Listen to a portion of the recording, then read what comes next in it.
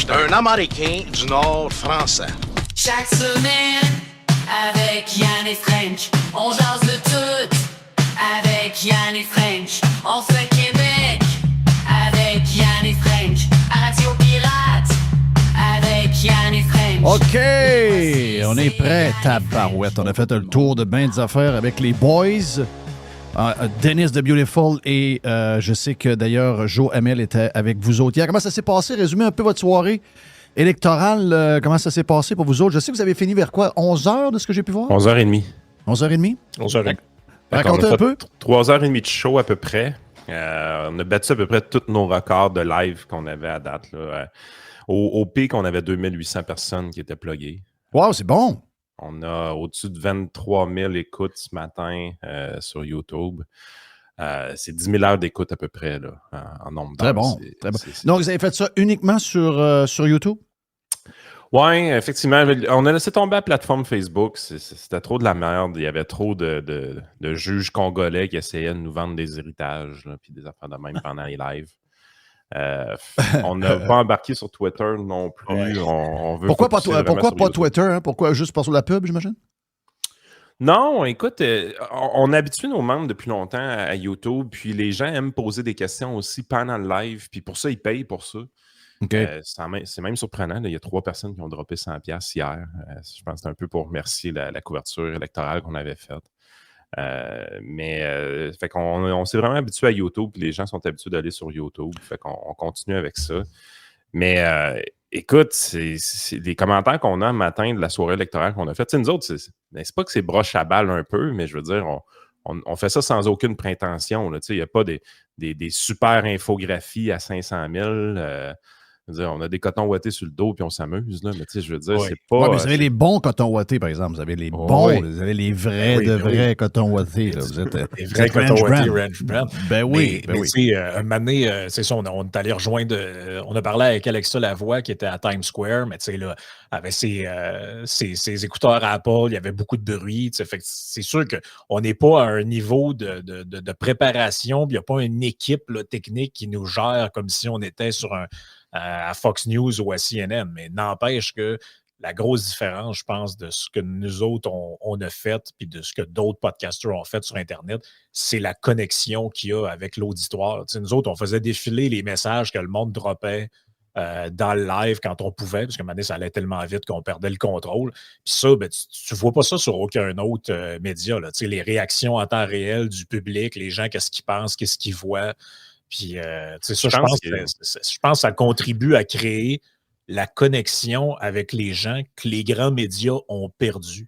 Peut-être on reviendra à ça, là, mais je pense que c'est une des leçons encore de cette élection-là, c'est les grandes plateformes, les grands médias on va y rester, dans un monde parallèle. Non, on va y rester, Frank, parce que c'est exactement pour ça que je vous posais la question.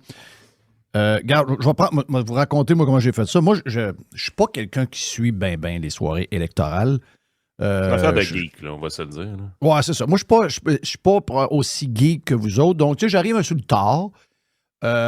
Puis, je check. Puis là, hier, j'ai mis ça à Fox parce que ma blonde était là, les filles étaient là. On checkait du coin de l'œil. Il y avait une autre TV d'ouverte. Ma blonde écoutait une patente sur Netflix. Puis, tu sais, moi, je suis plus... Je le vois là, avec le temps. Je suis vraiment un gars de X. Tu sais, je suis vraiment un gars de Twitter X, puis je suis là-dessus, j'ai mes listes, puis c'est avec ça que je suis. Donc, là, c'était plus un fond. Mais tu sais, puis là, après ça, j'ai vu un peu que vous avez fait des affaires, j'ai checké ça un peu. Puis là, j'ai dit, Chris, le futur, il est là. Tu sais, c'est même pas le futur, c'est ça. Puis hier, ce qu'on a vu, c'est la fin de ces médias-là. Tu sais, je veux dire, c'est la fin, carrément. Là. Ils sont peut-être pas au courant. Ils font semblant aujourd'hui que c'est comme une journée comme hier ou comme il y a 10 ans. Ils continuent de faire ce qu'ils faisaient. Mais la réalité, c'est que dans l'histoire, on va voir que la fin est arrivée. Parce que là, pendant cette élection-là, puis ce matin à 5 heures, quand on a confirmé l'élection de Trump, c'est ce modèle-là qui est écroulé complètement, qui est rendu en fin de vie, puis là, qu'il n'y a plus de lendemain. C'était parce que la campagne, tout ce qu'ils ont fait, la manière qu'ils ont couvert ça, ils se sont discrédités tellement que c'est pour ça que vous ramassez des milliers de personnes. Ah ouais. Parce que Les gens les trossent plus, les gens savent qu'ils sont capables de mentir, qu'ils sont capables d'inventer des histoires. Ces gens-là se sont discrédités comme ça se peut pas, donc on se tourne vers des affaires.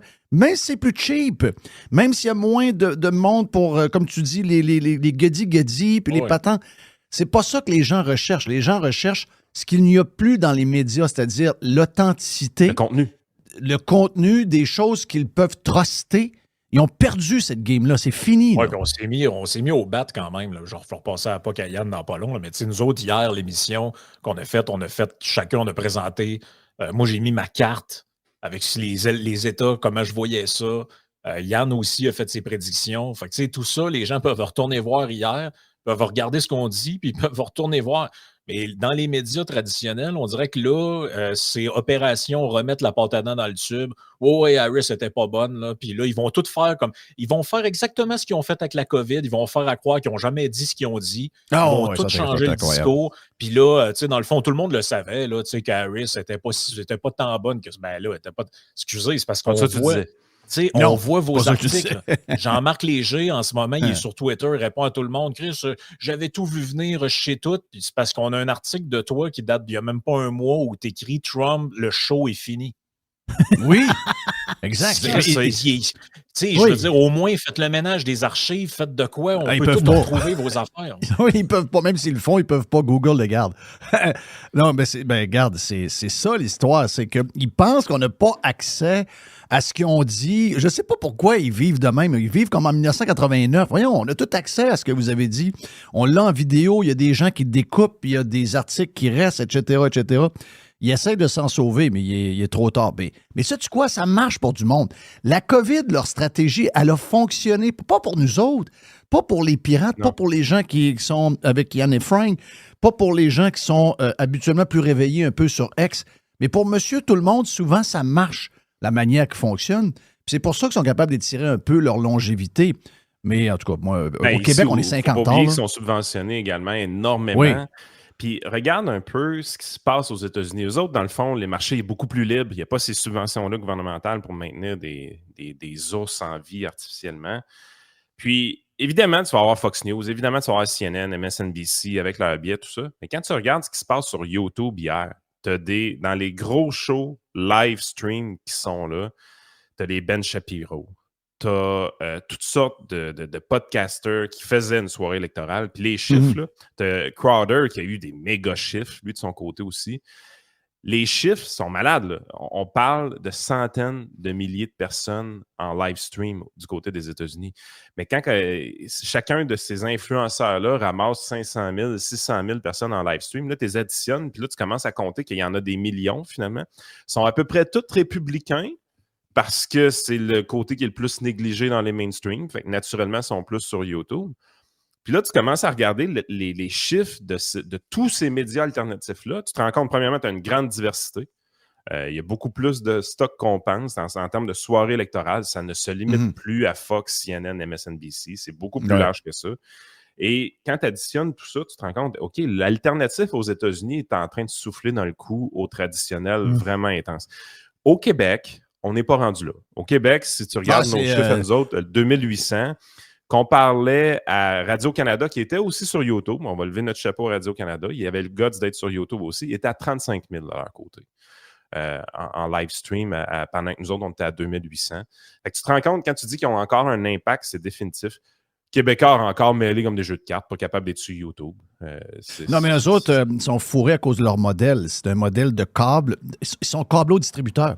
S'ils font quelque chose qu'ils ne permettent pas à ceux à qui ont signé des deals pour être sur le câble exclusivement, puis eux font ce qu'ils ne permettent pas aux autres de faire, donc ils sont comme en bris de contrat. L'autre sont fourrés. C'est une autre époque, ça, là. C'est ça, exact. C'est le modèle en tant que tel est un modèle qui est complètement foutu. Puis tu sais, je te dirais, je regardais du coin de l'œil aussi Fox. Je sais pas, il y a quelque chose de tout ça qui a tellement vieilli très mal, très vite, très mal. Regarde, on n'a plus besoin de ça. Puis effectivement, je te dirais que les gens maintenant sont capables de produire. Tu sais, des fois, tu disais, on est plus cheap un peu, etc., etc. Mais c'est surprenant comment... D'abord, c'est pas quelque chose que les gens remarquent tant que ça. Ça, c'est la première affaire. Puis deuxièmement, comment on est capable quand même de produire quelque chose de qualité avec très, très peu de monde. Puis eux autres sont là avec probablement 100, 200, 300 personnes en train de travailler en arrière. Ça court, ça fait des affaires, ça met du budget. Pour finalement, pas une grosse différence tant que ça de qualité, mais une crédibilité qui est quasiment disparue. Puisque tu parlais du Québec. Le Québec a toujours été ça. Moi, j'ai fait partie de projets technologiques, de radio, de ci, de ça, puis que, tu sais, j'ai les études entre les mains. Là. Il y a 5 ans à 7 ans de différence entre ce qui arrive aux États-Unis ou ailleurs dans le monde et le Québec. Il y a 5... Dans tout. Les téléphones, Facebook, le câble, la télévision à couleur, le satellite, la radio satellite, etc. Ça a toujours été ça. Ça semblerait que c'est relié à la langue puis au fait qu'on est un peu dominé par justement ces médias-là. Donc, ils nous gardent sous un dôme, excusez-moi l'expression. J'ai les chiffres YouTube, Jeff, de toutes sortes de chaînes. PBD podcast numéro 1 sur YouTube hier pour la soirée électorale. Combien? Combien? J'ai pas le nombre de millions, excuse-moi pour ça. J'ai juste l'ordre, le ranking. Okay. Le deuxième, c'est Associated Press. Le troisième, c'est ABC News. Le quatrième, c'est Charlie Kirk. Okay. Cinquième, c'est Benny Johnson. Wow. Sixième, Tim Pool. Wow. Tim Pool est en avant d'MSNBC. Ah, mais MSNBC... MSNBC, tu peux pas retrouver un asile quelque part de même. Ça n'existe pas. C'est un asile, ça, là. Ça, c'est, on peut parler de Fox, on peut parler de CNN, mais ça, c'est... un gars qui a une tuque sur la tête, là. Oui, Tim Pool, c'est un gars qui a une tuque, là. Puis tu peux pas avoir plus cheap que ça, là. Il y a son micro, son bureau, c'est très... Le décor en arrière est très ordinaire. Donc, puis, tu boum, regarde. Continue de descendre. Election Time, je connais pas vraiment. Megyn Kelly, 9e place. Oui. Daily Wire, 10e place. NBC News, 11e place, média traditionnel, 11e place. Al Jazeera, 12e place. BBC News, 13e. Revista Host, je ne connais pas. Steven Crowder, 15e place. Ben Shapiro, 17e place. Et ainsi de suite, la liste s'en va. CBS News est en 24e place. Ils se font démolir par toutes sortes de podcasteurs. Ah ouais, mais ça, c'est... La CBS News, c'était les bonnes femmes du débat, là. C'est le débat avec les deux enragés. Là. Voyons, c'est le monde. Mais on remarque bien que ABC News, ça devait être David Muir qui était là, j'imagine. Puis il est dans les gros performants. Il faut dire que les nouvelles de... OK. Enlevons l'histoire de David Muir avec le débat, là. David Muir, c'était une machine pareille. La manière que ce bulletin, c'est pas un bulletin pour nous autres parce que c'est un bulletin pour l'autre gang, là, mais la manière que ce bulletin-là est fait, c'est vraiment le meilleur bulletin. Donc, je ne suis pas surpris que ce soit le média traditionnel le plus en avant sur les chiffres de YouTube. Il y a certainement des followers. Tucker Carlson n'est pas là, évidemment. Lui, il faisait ses shit sur Twitter, probablement. Oui, exact. Fait que, tu sais, je veux dire, c'est des gros joueurs. Pareil, il y a eu Elon Musk en entrevue. J'ai trippé parce que ce qu'on a été capable de faire en 3h30, c'est quand même le fun parce qu'il n'y a pas eu de revirement tant que ça hier. Je veux dire, ça a commencé, Trump en avance, puis il est resté en avance tout le long. Il n'y a eu aucun revirement. Harris a fait des chiffres pires. Il y a eu les États normaux où ça commence toujours fort, entre autres pour les démocrates, comme la Pennsylvanie. Là. C'était normal. Les gens étaient là. Hey, non, la Pennsylvanie. Non, la Pennsylvanie commence toujours forte. OK? C'est vers 9h, 9h30, 10h, 10h moins quart que là, le X va se croiser, puis là, après ça va se battre. Mais ça commence toujours fort. Donc, mais ça non plus, tu as raison, c'était pas une surprise. Les gens qui analysent ça le savaient. C'est sûr que nous autres, on était tellement avec les betting odds pour réfléchir à tout ça avant, après, pendant, tout ça. Puis pendant la soirée électorale, ça s'est dessiné très vite. Les odds ont viré vraiment rapidement du côté de Donald Trump. Vraiment. Lors de 9 heures, c'était fini quasiment, pour vrai. Oui. Exact. Ben, les marchés, les odds, le marché aussi, le marché était déjà vert. Quoi d'autre? Le Bitcoin. Le Bitcoin qui est monté à 75 000. Donc, tout ça était des signes qu'il se passait quelque chose. Là, tu as Tesla qui est ouvert à 13% en hausse ce matin. C'est assez spectaculaire. les démocrates sont en pleurs. Tout le monde veut probablement boycotter Tesla, mais plus 13%. Arrêtez. Jamais j'achèterai un camion Tesla, son lettre. J'ai vu ça hier, la gang de... Les Québécois sont donc enragés. C'est quoi que... Moi, c'est... J'en reviens pas ce qui se passe. Tu sais, je veux dire, j'ai lu à Denise de Beautiful tantôt, la blonde à Patrick Lagacé. Les autres c'est une story qu'elle a mise. C'est quelqu'un qui m'a envoyé ça. Sérieux, là, c'est quasiment un cas de. C'est des pilules, là. Ça prend des pilules, ça prend quelque chose. Qu'est-ce qui se passe chez nous, là? C'est quoi? Ils voient pas la réalité, ils suivent pas la game de la même manière qu'on la suit. Ils voient pas je pense qu'ils voient pas la réalité parce qu'il y a une absence totale d'analyse logico-mathématique là, dans les médias québécois. Tu sais, nous autres, on essayait d'amener du data dans ce qu'on faisait. Tu sais, on parlait des moyennes de sondage, on parlait des odds, on parlait des chiffres qu'on voyait. Tu sais, beaucoup de gens oublient, mais les chiffres dont Yann a parlé, puis avant ça, on parlait, t'as un peu, là, Donald Trump, t'allais à Joe Rogan, ça a été vu par 45 millions de personnes sur YouTube, probablement 70 sur les plateformes RSS confondues. Tu dis ça, c'est une tribune que l'autre n'a pas eue. Là. Ça a un impact. Tu sais, puis on parlait de chiffres. Les médias, de quoi ils parlent? Bof, ils parlent de sondages isolés qui font leur affaire. Ah, Marist vient de sortir, là, elle est en avance partout. Ça va être un landslide bleu. Après ça, ils parlent de joie, de fin de la démocratie. Fait que, tu sais, les gens qui sont exposés à ça, ils s'ils n'ont pas de données, il n'y a pas de mathématiques qui est pris en compte. Mais hier, l'exercice qu'on faisait quand on faisait nos prédictions, là, on prenait État par État. Tu sais, c'était facile à faire de dire, regarde, voici le setup de base. Tu as à peu près un 200 de chaque barre, façon des chiffrons, qui est acquis assez facilement. Puis après, tu y vas État par État en fonction des pourcentages.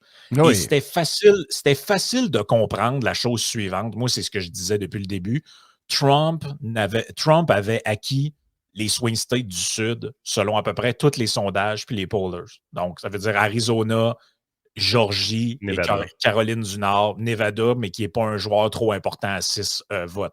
Ce qui voulait dire qu'il n'avait besoin que d'un des 3 swing states du Nord, donc le Blue Wall, pour gagner. Et Harris avait besoin des 3. Et avec les chiffres qu'on avait, de bêter qu'elle ait les 3, donc Michigan, Wisconsin, Pennsylvanie, c'était un très long shot. C'est pour ça que moi, je n'étais pas sénère de dire, d'après moi, c'est Trump. Après, est-ce qu'il y avait la chambre, ça? Là, on commence à rentrer dans le deep dive des sondages, tout, mais quelqu'un qui disait l'inverse de ça hier, je ne sais pas sur quelle planète il vivait, honnêtement. Parce que les chiffres nous montraient ça. Après, tu peux dire les chiffres, c'est de la merde. Mais je veux dire, si mettons qu'on admet que ces chiffres-là sont bons, ben c'était ce que ça montrait. Puis en plus, tu avais le facteur que Donald Trump, ben finalement, encore pour une 3e élection consécutive, il est sous-estimé de 2, 2,5, 3% dans plusieurs États. Même dans des États comme la Floride, il était sous-estimé de 5%. On y prédisait plus 7, il a fait genre plus 13,5. Puis même chose au Texas. Moi, c'est drôle, hein? J'entendais Yann parler de l'Iowa. La crédibilité des sondeurs n'a pris pour une claque. Puis après ça, d'utiliser justement peut-être un sondage avec un échantillonnage bizarre, n'importe quoi, puis là, faire une bulle avec ça. Puis tout le monde a embarqué dans l'histoire. Hey, l'Iowa, si boit plus 3%, ça va nous montrer probablement un landslide de Harris. Ça va. Mais là, je regardais ça, je me disais, j'ai pas du tout là, votre perspicacité pour fouiller toutes ces affaires-là, du tout. Mais c'était évident que c'était une bulle, puis que c'était du gros n'importe quoi. Puis là, tu as vu la victoire de la Warrior. Moi, le call a été fait hier. J'ai dit à ma blonde hier, j'ai dit, ouais, je pense que c'est réglé. Quand j'ai vu Miami, moi, c'est ça, là, ça pour moi, ça a été probablement la grosse surprise. Je me suis dit, puis je comprends qu'il n'y a pas des Latinos partout, mais il y en a pas mal. Mais il n'y a pas de lien direct à faire entre le Wisconsin et Miami. Mais c'est sûr que de voir comment Hillary Clinton a gagné Dade County et même Biden, qui était moins fort que Clinton, mais qui était quand même dominant à Miami. Puis je sais qu'il y en a qui vont dire, ouais, c'est peut-être prévisible parce que quand même, DeSantis a gagné Miami, ce qui était quand même surprenant. Mais là, t'as peu, là. Trump qui gagne, puis là, c'est arrivé bien de bonheur parce que la manière qu'on fait l'élection en Floride depuis l'histoire de George W. Bush, c'est vite en crise. Donc, on a su tout de suite à 8h moins 20 que Trump est en train de gagner Dade County, Miami par 11%. What? Là, j'ai dit, OK, ça, là, il y a un train qui est en train de partir. Là. Donc, le reste a suivi, là, on dirait. Dans le storytelling, je te disais, il n'y avait pas beaucoup de surprises. C'est pas tout à fait vrai. En fait, il y en a des surprises. Le vote populaire à Donald Trump. Oui, ça, c'est une surprise. C'était pas quelque chose qui était si prévu que ça. Mais là, c'est acquis pour lui. En même temps, tu sais, c'était pas surprenant, mais ça l'était en même temps, mais ça ne l'était pas. Mais la réalité, c'est que les moyennes de sondage étaient Harris plus 0,1 avant l'élection au national. Puis en 2016 puis 2020, ben, il y avait une prime à l'urne qui devait être octroyée à Donald Trump de 2,5 à 3 % à peu près. Fait que, juste avec cette prime à l'urne-là, normalement, on aurait dû se douter qu'il gagnerait le vote national. Harris a fait... Dans les sondages, Harris avait des pires scores que Biden et Hillary Clinton, qui avaient gagné le vote populaire. Oui. Fait que là, tu sais, ça, c'est une des surprises. Ensuite, la Chambre des représentants, moi, personnellement, je l'avais mis démocrate. C'était un toss-up pour vrai. Il n'y a personne qui était capable de prédire avec fermeté ce qui allait se passer avec la Chambre des représentants. Et là, ça semble acquis pour Donald Trump. Il devrait ramasser la Chambre. Mm-hmm. Ça, c'est un gros game changer parce que c'est quelque chose qu'on n'a pas vu dans sa première présidence. Dans le sens que la première présidence, il rentre là, oui, il y a la Chambre, oui, il y a le Sénat également. Ouais, mais c'est pas pareil. Hautement inexpérimenté. Et oui. les républicains le détestaient à ce moment-là parce qu'il avait fait du dommage dans les primaires. Il s'était mis l'establishment à dos. Ben, le speaker de l'époque, là, Ryan, qui ruait d'un brancard. Puis, oui, exact. Lui, il tandis rien que le travailler avec Trump, c'était l'ancien colistier de Romney, je pense. Exact, lui, exact. Il détestait Trump à s'en confesser. Tandis que Johnson était chez eux dans le coin dans le coin de la Louisiane. Il a pris le jet privé puis est allé au party à Mar-a-Lago assez de bonne heure. Donc, tu vois que ces liens-là sont refaits. Là. Exactement. Fait que là, tu as Trump qui rentre à la Maison-Blanche avec de l'expérience. Il sait comment ça fonctionne. Un petit peu plus sage. Il est un peu moins correct. Oui, beaucoup. Mieux entouré. Beaucoup. Tu sais, là, on parle pas de Steve Bannon. Là. On parle de Vivek Ramaswamy. On parle d'Elon Musk. On parle de Ted Cruz. J.D. Vance qui est hyper solide. Fait que, là, il rentre avec une équipe qui est beaucoup plus solide. Il sait déjà pas mal qui nommer à plusieurs postes. Par exemple, en économie, on se doute déjà ça pourrait être qui. Donc, tu sais, il va être beaucoup mieux préparé. Fait que son 2 ans de carte blanche va être beaucoup plus efficace. Le seul bout qui est un peu tannant pour lui, c'est qu'il rentre là avec des conflits un peu chiants. Là, il y a Israël, il faut que ça se règle. L'Ukraine, il faut que ça se règle. Et je pense qu'il y a beaucoup de gens qui s'attendent que ça va se régler avec Donald Trump. Moi, personnellement, si dans 2 ans, on est encore embourbé dans ces guerres-là, ça va être un échec pour lui. Parce qu'il a dit qu'il est capable de régler ça, puis il faut qu'il aille de l'avant. Fait que, la plate est pleine. Là. Les 100 premiers jours de Donald Trump vont être hyper actifs parce qu'il y a beaucoup de stock à faire de leur côté. Puis c'est même pas genre, on va défaire ce que l'autre a fait. C'est juste de patcher trou. Là, parce que là, ça fait plusieurs mois, puis on pourrait même dire années qu'il n'y a pas de président. Si vous pensez que Joe Biden est en contrôle, là, vous êtes un peu dans le champ. C'est un gars à distance. Là. C'est un gars en Zoom. C'était Michel et Barack, probablement, avec une organisation à l'intérieur qui essayait de mener ça parce que le gars n'était pas là pantoute. Mais tu as raison, il n'y a pas de président. Les États-Unis étaient un genre de pays. Puis c'est le pays le plus important au monde. C'est un pays qui était complètement abandonné au niveau direction. C'était terrible, ça. On va se rappeler de ça. On va checker ça dans 10-15 ans. On va dire, mais comment ça a pu arriver, ça, je vais le faire? Qu'on s'est ramassé avec un gars Alzheimer à la tête du pays qui est les États-Unis d'Amérique. C'est quasiment impossible à croire. On a passé proche d'avoir pire. On a passé proche, pareil, d'avoir Kamala Harris.